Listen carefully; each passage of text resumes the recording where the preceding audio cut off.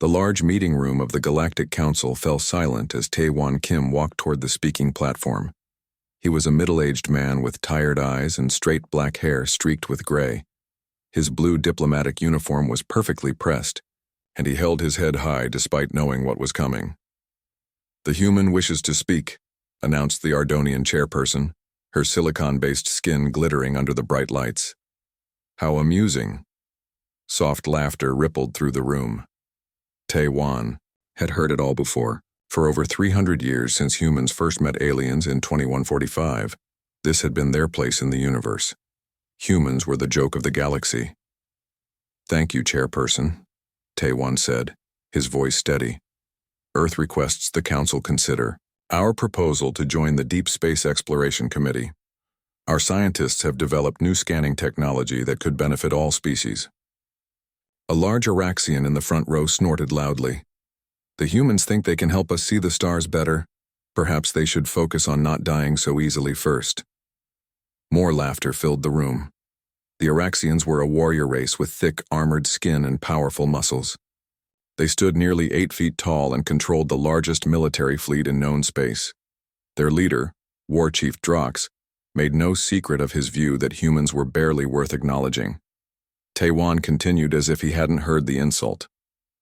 "Our technology can detect energy patterns that current systems miss. We believe, mocked a Valurian representative, her 6 eyes blinking in sequence. Always so full of beliefs, these humans, their bodies are weak yet their hopes are enormous. The Valurians were a hive mind species. They thought humans were strange because humans liked being individuals. To Valurians this seemed lonely and inefficient." Tae-Won gripped the edges of the speaking platform. He had been Earth's ambassador to the Galactic Council for 15 years. He was used to this treatment, but that didn't make it easier to bear. Still, he followed his orders. Remain calm, be diplomatic, show that humans were worthy of respect. The proposal includes all technical specifications, he finished. We ask only for fair consideration. The chairperson waved a crystalline hand. Very well. The human proposal will be reviewed by the appropriate committee. Eventually. Everyone knew what that meant. The proposal would be ignored, just like the 27 proposals before it. Tae-Won bowed slightly and left the platform. As he walked back to his small office in the human section of the massive council building, he could feel the stares of the other species. Some looked at him with amusement, others with pity, a few with disgust. His assistant, Ji-Ho Park, was waiting in the office. Ji-Ho was younger, with short black hair and alert eyes. Before becoming a diplomat, he had been a fleet admiral in Earth's Defense Force. "How did it go?" Ji-Ho asked, though his face showed he already knew the answer. "The same as always," Tae-Won sighed, sitting heavily in his chair. "They laughed. They mocked. They'll ignore our proposal." Ji-Ho's jaw tightened. 300 years of this. You'd think they'd get tired of the same jokes. They never do. Tae-Won turned to his computer and began typing his report to Earth's government. The Ardonians can live for 500 years. To them, mocking humans is still fresh entertainment. Ji-Ho paced the small office. "Did you see the news from the science division? Yoon-ji Choi solved the Valurian mathematical problem, the one they've been struggling with for 50 years. Tae-Won nodded without looking up. "I saw. I'm sure the Valurians will call it impressive for a human, and then take the solution without giving credit, just like last time. And the time before that," Ji-Ho added. "And the time before that." Yoon-ji Choi was the brilliant head of Earth's scientific corps. She had solved countless problems that stumped other species, yet the aliens still treated humans like children who occasionally did something clever by accident. The computer screen flashed with an incoming message.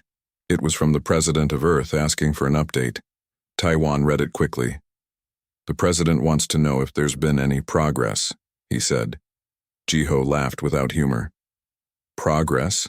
We've been making the same speech to deaf ears for centuries. What choice do we have?" Tae-Won asked. "Start a war? The Araxians alone could destroy Earth in days." "I know. Jiho said quietly. But sometimes I wonder if there's a middle ground between begging for respect and fighting for it.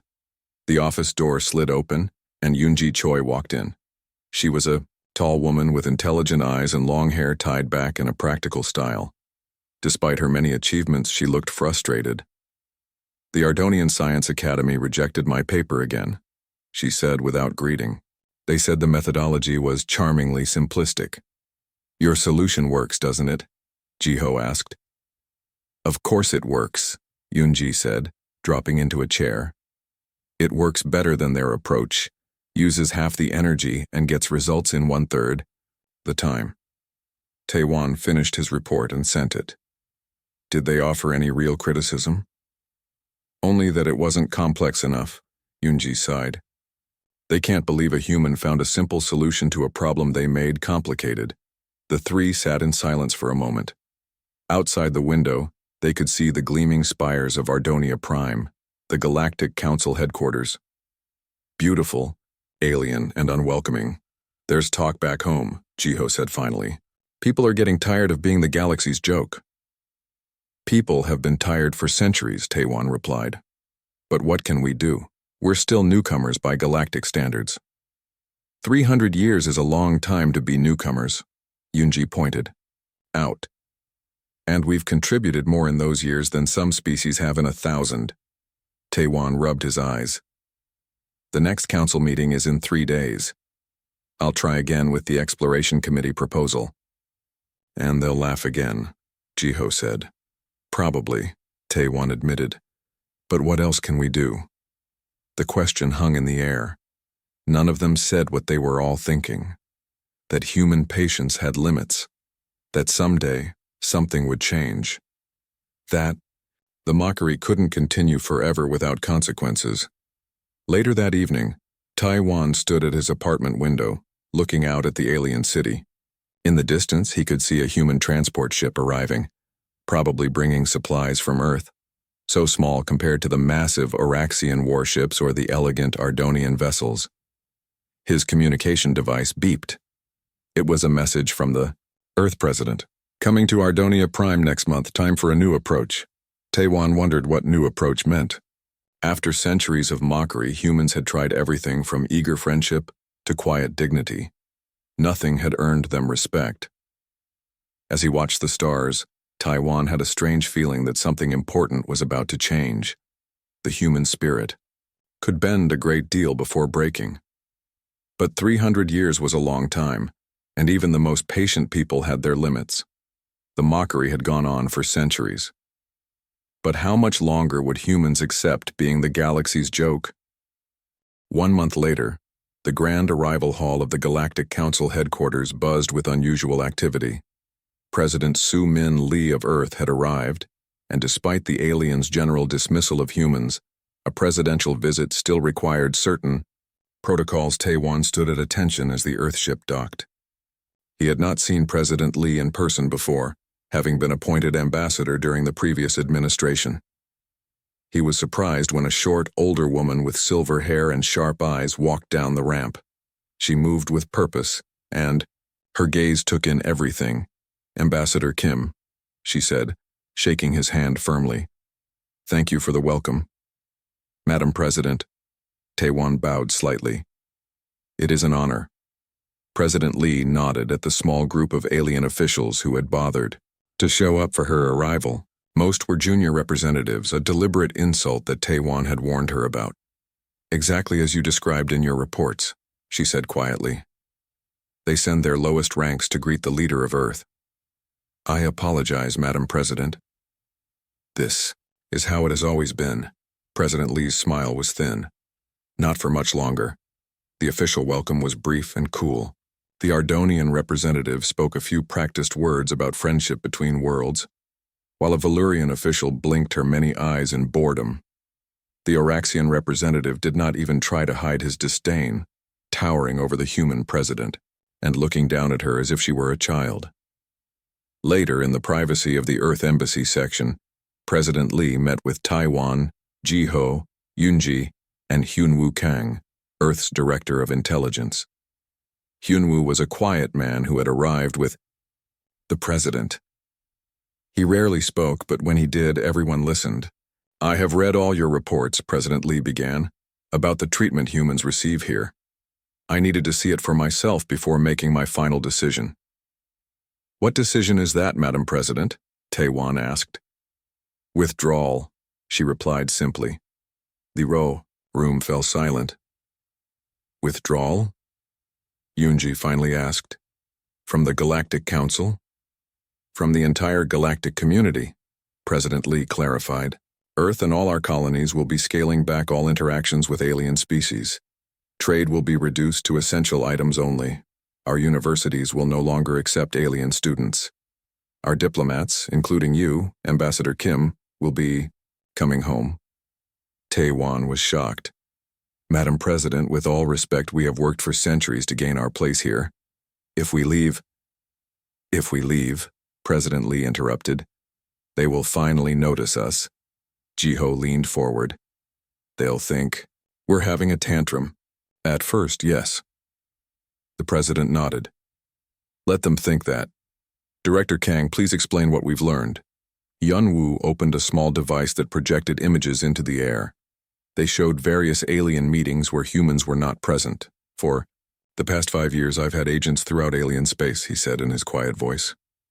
"We've been watching them watching us, and we've discovered something important. Beneath their mockery is fear." The images changed to show alien scientists examining human technology, alien military leaders discussing human expansion, alien politicians debating human culture. "They laugh at us in public," Hyun-woo continued, "but in private, they worry. Humans develop technology faster than any species in galactic history. We adapt to new environments without genetic engineering. We solve problems in ways they don't expect. And most concerning to them, our population is growing rapidly." Yoon-ji studied the images with growing understanding. "So when they reject my scientific papers, they study them in secret," Hyun-woo finished for her. "They've been taking our ideas while pretending they're worthless." President Lee stood up and walked to the window. Outside, the alien city glittered in the evening light. "For too long we've been trying to earn their respect by being good galactic citizens," she said. "It hasn't worked. Now we try something new. We walk away." "And do what?" Tae-wan asked. "Build," the president replied simply, away from prying eyes. The plan was bold. Over the next week, President Lee met with various alien officials and calmly informed them of Earth's decision to step back from galactic affairs. The reactions ranged from amusement to confusion. None took it seriously. The Araxian war chief Drox actually laughed in her face. "The soft-skins are taking their toys and going home," he rumbled to his aides. "Perhaps when they finish crying they will return with better manners." President Lee just smiled politely and moved on. On her final day, she addressed the full Galactic Council. Most members attended out of curiosity rather than respect. "Earth and its colonies will be taking a period of self-reflection," she announced to the large chamber. "We need time to consider our place in the galactic community. This is not a permanent goodbye, merely a temporary withdrawal to focus on our own development." The council chamber filled with murmurs and a few laughs. The Ardonian chairperson didn't even try to quiet them. "Earth thanks the council for its hospitality over the centuries," President Lee finished. "We will return when we are ready." As the Earth delegation left the chamber, they could hear the mocking comments behind them. Perhaps they realize they don't belong here after all. "I give them a decade before they come crawling back. The universe is no place for creatures so fragile." But President Lee walked with her head high, and for the first time in years, Tae-wan felt something other than shame as he followed her. Was it pride, hope, or something else entirely? 3 months later, back on Earth, Tae-wan stood in a massive underground facility. It stretched for miles beneath the surface of the Pacific Ocean. Thousands of workers moved with purpose, building something that few humans even knew existed. "Impressive, isn't it?" Ji-ho asked, now wearing a military uniform with admiral insignia. "This is just one of 20 such facilities across Earth and the colonies." "What exactly are we building?" Tae-wan asked, watching as enormous metal sections were joined together by precision robots. The future, said a voice behind them. It was Jo-eun Ryu, Earth's top engineer. She was young, barely 30, with bright eyes and constant movement. We're building the future of humanity. Jo-eun led them through the facility, explaining as they walked. For too long we've been sharing our best technology with the galaxy and getting nothing in return. Now we're developing systems just for us. They stopped at a viewing platform overlooking an enormous engine unlike anything Taewon had ever seen. My new plasma containment system, Ju-woon said with pride.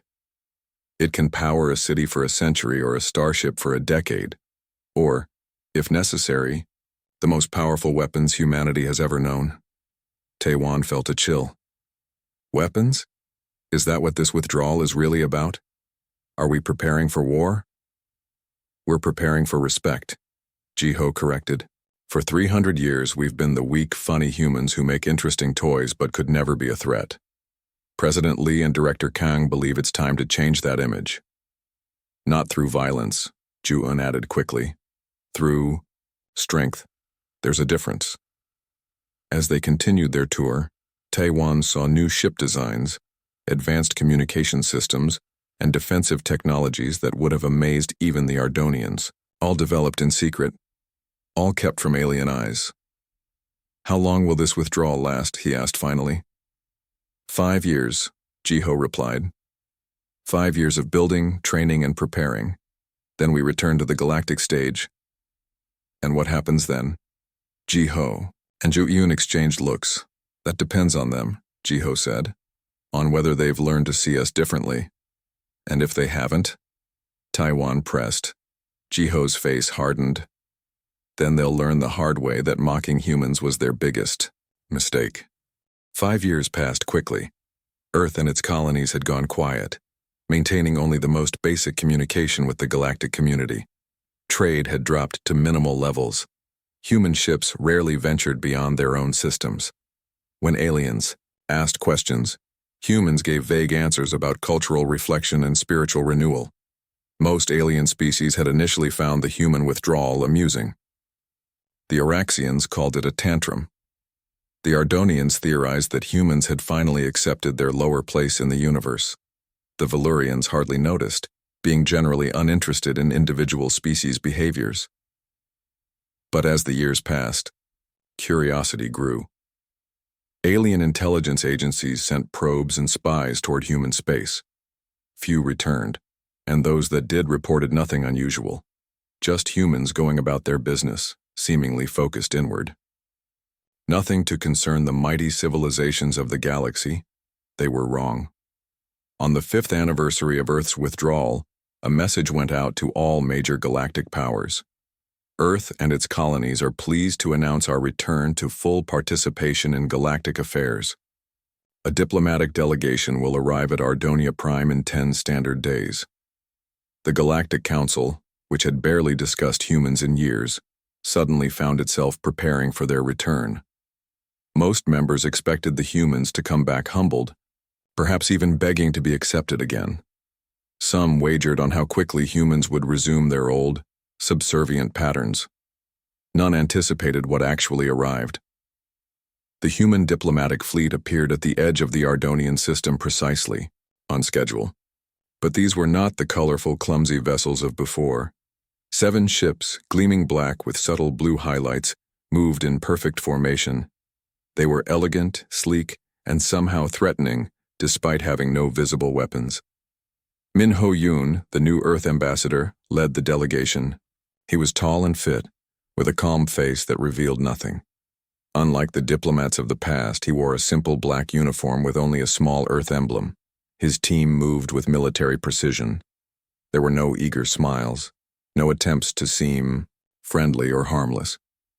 The Ardonian Greeting Committee, which had prepared the usual condescending welcome, found themselves uncertain how to proceed. Something had changed. These humans didn't look like a species returning after a failed attempt at independence. They looked like equals, or worse, like superiors. "Welcome back to Ardonia Prime," the Ardonian chairperson said, her crystalline skin reflecting the lights of the docking bay. "The Council has kept Earth seats warm during your Absence. Ambassador Yoon simply nodded. We appreciate your patience. Earth is ready to resume its place in galactic affairs. Of course, the chairperson said, trying to regain her usual superior tone. Though some procedures may have changed while you were away, perhaps a period of reorientation would be helpful before you fully participate again. Minho's smile was polite but firm. That won't be necessary. Our intelligence has kept us fully informed of all council activities during our absence. The Ardonian blinked in surprise. Human intelligence had never been considered particularly effective. Before she could respond, an Oraxian official pushed forward. He was massive, with armor-like skin and eyes that glowed with contempt. The humans returned, but with new clothes and new ships, he rumbled. Do you think a change in appearance changes your place here? You are still the weakest species at the table. In the past, human diplomats would have endured such insults with forced smiles or diplomatic deflections. Minho did neither. He simply looked at the Oraxian with calm eyes. And yet, here we are, he said quietly. The Oraxian stepped closer, using his height to loom over the human ambassador. Perhaps you have forgotten who rules the stars while hiding in your little corner of the galaxy. Minho didn't step back. We forgot nothing. We merely took time to consider a proper response to centuries of disrespect. The greeting ceremony ended awkwardly, with none of the usual mockery but also none of the usual human attempts to be friendly. The Earth delegation moved to their assigned quarters with an air of quiet confidence that disturbed the watching aliens. 3 days later, Minho Yoon addressed the full Galactic Council. The chamber was packed, with representatives from all major and minor species curious about the humans' return. Earth thanks the Council for this opportunity to address you. Minho began, his voice clear and strong. After 5 years of reflection, we have come to certain conclusions about our place in the galactic community. He paused, looking around. The chamber. Earth is prepared to resume full participation in galactic affairs, he continued. But on new terms. A murmur ran through the crowd. No returning species had ever demanded terms before. Minho activated a holographic display in the center of the chamber. It showed maps of various sectors of the galaxy. Earth requires equal representation on all council subcommittees, he stated. We require unrestricted travel rights for human vessels throughout council space, and we will establish human outposts in these locations. The map highlighted 12 strategic points across the galaxy. Several were in supposedly neutral territories. 3 were in Oraxian space. War Chief Drox, leader of the Oraxian delegation, rose to his enormous height. His skin had darkened with anger, a sign that other species had learned to fear. Perhaps the soft skins have grown a shell during their hibernation, Drox rumbled to scattered nervous laughter. You cannot demand territory in Oraxian space. Those systems belong to the warriors of Orcs. Minho looked at the Oraxian leader calmly. Then he touched a small device on his wrist. The large view screens around the council chamber suddenly activated, showing real-time feeds from space. They revealed sleek black stations orbiting moons in 3 different systems, all within Oraxian territory. Each station bore the Earth emblem. This is not a negotiation, Minho said into the stunned silence. This is a courtesy notification. The outposts are already established. Chaos erupted in the chamber. The Ardonian chairperson banged her crystalline gavel repeatedly, trying to restore order. The Valurian delegation's members all blinked their eyes in perfect unison, a sign of collective shock. The Oraxians roared in outrage, with War Chief Drox loudest of all. This is an act of war, Drox shouted. The Oraxian Empire will crush any human presence in our territory. Minho waited for the noise to subside. When he spoke again, his voice was calm, but carried throughout the chamber. We placed those outposts 3 years ago, he said. Your patrols have passed them weekly without detecting them, just as they have failed to detect the 17 human stealth vessels currently in orbit around this planet. Another shockwave passed through the chamber. Earth does not seek war, Minho continued. We seek respect. For 3 centuries we have been mocked and dismissed. That ends today. We will take our place as equals in this community, or we will chart our own path. He looked directly at War Chief Drox. If any power chooses conflict over cooperation, they should first review the technical specifications we are now transmitting to all council members. On every delegate's data pad, information appeared about Earth's new technologies. Shields that could withstand impacts that would shatter planets, engines that could cross the galaxy in days rather than weeks, weapons that could target with microscopic precision. We developed these advances during our period of withdrawal, Minho explained. There are many more we have not shared. We offer them now in a spirit of cooperation, but also as a demonstration of human potential. As the ER delegates reviewed the data with growing amazement, Minho concluded his address. The choice is yours, he said simply. Treat humans as equals, and gain allies with much to offer. Continue the path of mockery and dismissal, and face the consequences of that choice. With that, he left the platform and walked out of the chamber, with his delegation. Behind him, the Galactic Council erupted in urgent discussions. The humans had returned, but they were not the same humans who had left. In the days following Ambassador Yoon's speech to the Galactic Council, an uneasy quiet settled over Ardonia Prime. The council chambers, normally filled with the sounds of debate and discussion, were subdued. Species that had laughed at humans, for centuries now, spoke of them in whispers. Most impressive to the watching aliens was how the humans carried themselves. There were no victory celebrations, no boasting, no rubbing their newfound power in anyone's face. The human delegation simply went about their business with quiet confidence, attending meetings, submitting proposals, and speaking only when necessary. But behind closed doors, the major powers of the galaxy were in crisis. In the Ardonian High Chamber, their leaders gathered in emergency session. How did we miss this? Demanded the Prime Crystalline, the true leader of the Ardonian people. How did humans advance so quickly without our knowledge? The head of Ardonian intelligence, her skin glittering with stress patterns, could only spread her hands helplessly. They isolated themselves completely. Our probes were detected and destroyed. The few agents we managed to place on human worlds reported nothing unusual. Nothing unusual, the Prime Crystalline repeated flatly. And yet they now have technology that rivals or exceeds our own. In the Valurian Hive Embassy, the Queen Mind connected with her many bodies throughout the galaxy, seeking consensus on how to respond to the human situation. For the first time in centuries, the Valurian collective was divided. Some argued for alliance with these surprisingly powerful humans. Others insisted that individuality was still inferior to their hive mind, regardless of technology. But it was in the Oraxian compound that the greatest danger brewed. War Chief Drox paced the large war room, his massive form radiating fury. Around, a circular table sat his top commanders and intelligence officers, all watching their leader with cautious eyes. Human outposts in Oraxian space, Drox growled. Human vessels that our sensors cannot detect. Human weapons that could threaten even us. This cannot stand.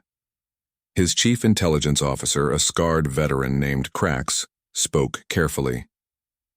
The human technology appears genuine, War Chief. Our preliminary analysis confirms their advances are significant. Drox smashed his fist on the table, cracking the thick stone. I do not care how advanced their toys are. No species challenges the Oraxian Empire and survives, especially not soft-skinned humans who are nothing but entertainment for centuries. Perhaps a diplomatic approach, began an older commander. Diplomacy is for the weak, Drox roared. Humans understand this. Why else would they build weapons and stations in our territory?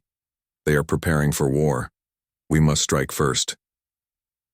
Back on Earth, President Lee received regular updates from Ambassador Yoon.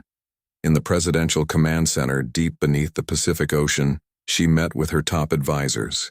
Admiral Ji Young-song had replaced Ji-ho Park as head of Earth's Defense Forces.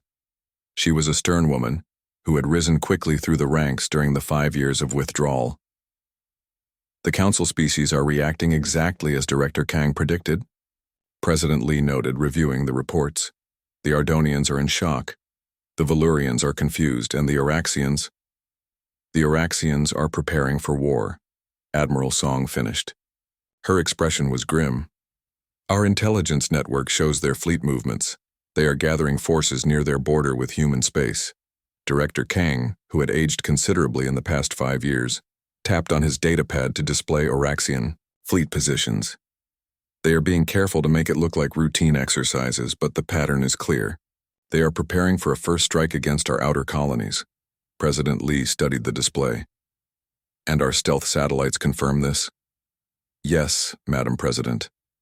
We can see everything they're doing. They still cannot detect our advanced monitoring systems. Young Ho Shin, Earth's foremost expert on alien psychology, cleared his throat. He was a small, thoughtful man who had spent decades studying how other species thought. This was always the most likely outcome with the Oraxians, he said. Their entire culture is built around dominance and strength. They cannot accept a universe where humans are not afraid of them. What are they planning exactly? President Lee asked. Admiral Song enlarged the display to show more detail. Based on their movements and the types of ships they're gathering, this isn't going to be a limited strike or show of force. They're mobilizing for a species extinction campaign. They want to eliminate humanity entirely. The room fell silent as the implications sank in. They can't accept a universe where humans aren't cowering, Director Kang said finally. Our standing up to them has triggered something primal in their psychology. President Lee walked to the window that overlooked the vast underground facility. Below, engineers and soldiers worked on ships and weapons that no one had imagined possible just 5 years earlier. The question is, she said slowly, what do we do now? We showed our strength to gain respect, not to start a war. We have 3 options, Admiral Song said. First, a preemptive strike against their gathering forces. We have the technology and element of surprise. We could cripple their military before they attack and start the very war we hope to avoid, President Lee countered. Second option, diplomatic outreach. Try to convince them we're not a threat unless threatened. The Oraxians would see that as weakness, Young Ho said with certainty. It would only convince them to attack sooner. And the third option? President Lee asked. Defensive positioning, Admiral Song replied. We place our fleets to protect our colonies and wait for them to make the first move. We don't start the war, but we're ready when it comes. President Lee turned back to face her advisors. Can we win this war, Admiral? Admiral Song's face was serious. With our current technology, yes, but at what cost? The Oraxians have the largest fleet in the galaxy. They may not have our advances, but they have numbers and a biological fearlessness that makes them terrible opponents. We would survive, but millions would die on both sides. And once war begins, Director Kang added, other species might join, against us. Fear is a powerful motivator. President Lee made her decision. We implement the third option. Position our fleets to defend all human worlds and colonies. Continue diplomatic efforts with the other species to keep them neutral if conflict erupts, and send a direct message to War Chief Drox. What message, Madam President? Admiral Song asked. That Earth does not want war, but we are prepared for it. Make it clear that we know what they're planning, and that the consequences of attacking humanity would be severe for both sides. As the others left to carry out her orders, President Lee remained alone in the command center. This was not what she had hoped for when she ordered Earth's withdrawal 5 years ago. The plan had been to gain respect, not to ignite the first interstellar war involving humans. She wondered if they had miscalculated. Perhaps showing strength to those who had mocked you for centuries wasn't enough. Perhaps some species could never see you as an equal, only as either superior or inferior. Madam President, her aide called from the doorway. Admiral Song reports that the Oraxian fleet has begun moving. They'll reach New Busan colony in 3 days. President Lee closed her eyes briefly. When she opened them, her decision was made. Tell Admiral Song to deploy the Third Fleet to New Busan immediately.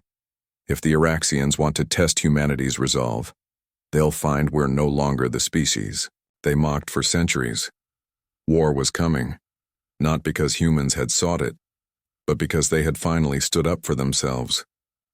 The question now was whether humanity's newfound courage would be enough to save them. New Busan was Earth's furthest colony, A beautiful world with 3 moons and vast blue oceans. 200,000 human colonists called it home. None of them knew they were about to become the front line in humanity's first interstellar war. Admiral Ji Young Song stood on the bridge of the EDF Indomitable, flagship of Earth's Third Fleet. Through the viewport she could see her other ships taking position around New Busan. 20 vessels, each powered by Juin Ryu's revolutionary engines, each armed with weapons no alien had ever faced. Oraxian fleet will arrive in 12 hours, Admiral, her first officer reported. Ji Young nodded. Her face showed no fear, but inside, she felt the weight of what was coming. If she failed here, New Busan would fall. If New Busan fell, other, human worlds would follow. The stakes could not be higher. Status of the phase shift system? She asked. Ready, Admiral. All ships report green. The phase shift system was humanity's greatest secret. Developed by Ju-un during the 5 years of withdrawal, it allowed ships to move partially out of normal space. They would be invisible to sensors and impossible to hit with conventional weapons. It was the reason human outposts had remained undetected in Oraxian space for years. And the colonists? Evacuation is underway. Priority transports are already departing for the inner colonies. Ji Young turned to her communications officer. Any response from War Chief Drox? No, Admiral. Our message was received, but there has been no reply. Ji Young wasn't surprised. The Oraxians were warriors to their core. They wouldn't stop because of a warning. They were coming to erase humanity from the galaxy, to restore what they saw as the natural order. On the planet below, General Do-Yun Kwan oversaw the evacuation. Families rushed to the spaceports carrying what little they could. Children cried, not understanding the danger. Adults moved with grim purpose, fear in their eyes but determination in their steps. We won't get everyone out in time, Do-Yun told his staff. Not even half. Then we protect those who remain, said his second-in-command. The fleet will hold. Do-Yun wasn't so sure. He had seen the reports on Oraxian numbers. Their ships were less advanced, yes, but there were hundreds of them. And Oraxians did not fear death. They considered it an honor to die in battle. 12 hours passed too quickly. Oraxian fleet dropping out of faster-than-light travel, announced the sensor officer on the Indomitable. 342 vessels detected. Ji Young felt her heart sink. Intelligence had estimated 200 ships at most. The Oraxians had committed nearly half their total fleet strength to this attack. They're really doing it, she said quietly. They're trying to end us. The massive Oraxian vessels appeared. At the edge of the system, their hulls covered in jagged armor plating that made them look like predatory animals. At their center was the Dreadclaw, War Chief Drox's personal command ship. Nearly 3 times the size of the Indomitable, it bristled with weapons. Admiral, we're being hailed, said the communications officer. It's the Oraxian flagship. Ji Young straightened her uniform. On screen, War Chief Drox's massive form appeared on the main display. His armor-like skin was darkened with battle markings and his eyes glowed with anticipation. Human, he rumbled, not bothering with Ji Young's name or rank.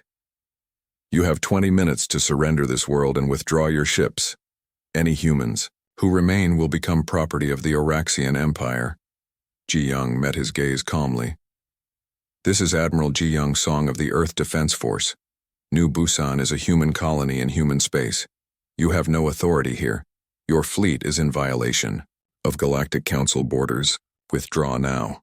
Drox laughed, a sound like rocks grinding together. The Council cannot protect you, human. No one can. Your species has forgotten its place. We will remind you. The screen went dark. 20 minutes until they attack, Ji Young told her bridge crew. Prepare phase shift on my mark. 20 tense minutes passed as the Oraxian fleet moved closer, spreading out to surround the much smaller human force. They're launching fighters, reported the sensor officer. All ships are powering weapons. Ji Young took a deep breath. This was the moment that would define humanity's future. Fight and risk millions of deaths or find another way. She thought of all the centuries of mockery, of humans being treated as jokes, of the frustration and shame that had led to this moment. And then she thought of something President Lee had said before the fleet departed. True courage isn't always shown through aggression. Sometimes the greater courage is choosing not to fight when you have the power to do so. Phase shift now, Ji-young ordered. Throughout the Third Fleet, Ju-eun's revolutionary system activated. The human ships seemed to flicker and then vanish completely from normal space, becoming invisible to Oraxian sensors. On the Dreadclaw, War Chief Drox roared in surprise and rage. "Where are they? Find them!" His officers scrambled, scanning the system frantically. But the human ships were gone. Then impossibly the Indomitable reappeared, directly beside the Dreadclaw. So close that the Oraxians could see the humans standing at their viewport. Before Drox could order an attack, every weapon system on his ship suddenly went offline. Throughout the Oraxian fleet, the same thing happened. Weapons powerless, engines stalled. "This is Admiral Ji-young Song," her voice came through on all Oraxian channels. "We have targeted each of your vessels with our phase beam technology. We can destroy your entire fleet. Instead, I invite War Chief Drox to a private meeting aboard the Indomitable. No weapons, no guards, just talk." On the Dreadclaw, Drox's officers protested loudly. "It's a trap, War Chief. They'll kill you. We cannot trust humans." But Drox stared out the viewport at the human ship so boldly positioned next to his own. He had come expecting to crush weak humans beneath his might. Instead, they had disabled his entire fleet without firing a shot. "Prepare my shuttle," he ordered. An hour later, Drox sat across from Ji-young in a conference room aboard the Indomitable. Despite being surrounded by humans, he showed no fear. Oraxians did not fear death. "You could have destroyed us," he said, bluntly. "Why didn't you?" Ji-young activated a holographic display between them. It showed images spanning 300 years of human history since first contact. Humans being mocked at council meetings. Humans having their technology dismissed. Humans being treated as weak and inferior. "You mistake our past diplomatic approach for weakness," Ji-young explained. "It was restraint. Courage isn't always shown through aggression. Sometimes the greater courage is choosing not to fight when you have the power to do so." The display changed to show humanity's technological development during their 5 years of withdrawal. Advances that had happened in secret while the galaxy laughed at them for running away. "We could have struck decades ago," she continued. "We chose cooperation instead. Not out of fear, out of wisdom." Drox studied her face, looking for deception and finding none. "Why tell me this now?" he asked. "Because I want you to understand something?" Ji-young replied. "Humans aren't weak. We never were. We simply expressed our strength differently than you expected. True courage isn't found in domination, but in the strength to remain true to your principles, even when mocked for them." She leaned forward. "We don't want war, War Chief. But we will no longer accept being treated as lesser beings. The choice is yours. Return to Oraxian space. Tell your people that humans are worthy of respect, and we can build a new relationship, or fire the first shot, and learn just how powerful humans can be when truly threatened." Drox was silent for a long time. In his culture, strength was everything, but he had just witnessed a kind of strength he had never considered before. The strength to hold back when you could destroy your enemy. "I will return to my ship," he said finally, "and I will consider your words." 2 days later, the Oraxian fleet departed New Busan without firing a shot. War Chief Drox sent a formal message to the Galactic Council, acknowledging human territories and withdrawing his opposition to human outposts near Oraxian space. It wasn't friendship. It wasn't even true respect yet, but it was a beginning. On Earth, President Lee received the news with quiet satisfaction. Her gamble had paid off. Humanity had found a different kind of courage, not the courage to fight when mocked, but the courage to show restraint when powerful. Ambassador Yoon addressed the Galactic Council one final time before returning to Earth. His words would be remembered for generations. Humanity never lost its courage. We simply expressed it differently than you expected. Remember this the next time you encounter a species different from your own. Throughout the galaxy, perceptions shifted. The humans, those strange, soft, emotional beings, had demonstrated a kind of strength the warrior races had never understood. The mockery that had lasted for centuries finally ended, replaced by a wary respect that, in time, might grow into something more. They had been mocked for centuries, until they showed the galaxy what true courage looked like.